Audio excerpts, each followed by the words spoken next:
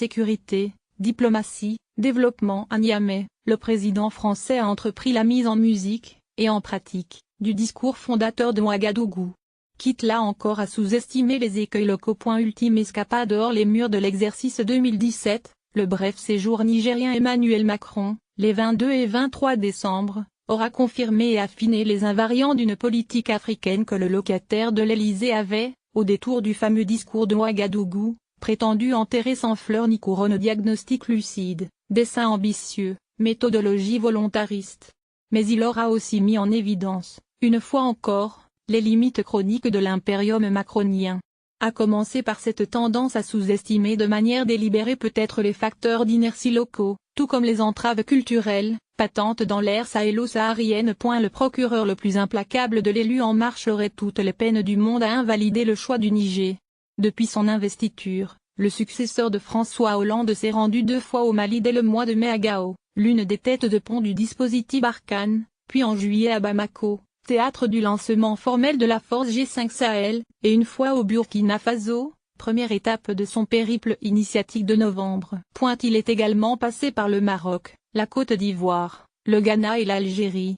Pas mal, en un semestre. De plus, la patrie de Mahamadou Issoufou passe à juste titre pour le bon élève de la classe Barkhane. Niamey a ainsi annoncé son intention d'ajouter 2 bataillons, soit environ 1600 hommes aux 7 censés fournir à l'échéance de la mi-2018 l'ossature d'une armée panafricaine initialement forte de 5000 soldats. Mais ce zèle s'explique moins par la docilité envers l'ancienne puissance coloniale que par le principe de réalité. Quoique moins fragile que le voisin malien, chez qui la menace djihadiste, si fragmentée soit-elle, progresse. 5e Le Sud, le maillon nigérien apparaît vulnérable, d'autant que ses dirigeants redoutent l'infiltration de fantassins de Daesh chassés du défunt califat irako-syrien. Il lui faut en effet lutter sur 3 fronts.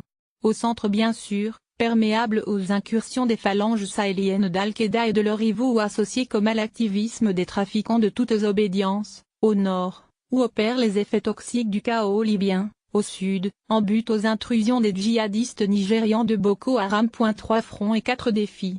Défis sécuritaires, on l'aura compris, mais aussi migratoires, démographiques et socio-économiques.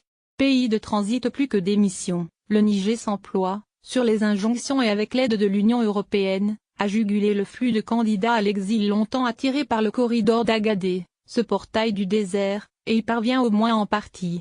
Avec 7,6 enfants par femme, le Niger près de 21 millions d'âmes détient le record mondial de fécondité.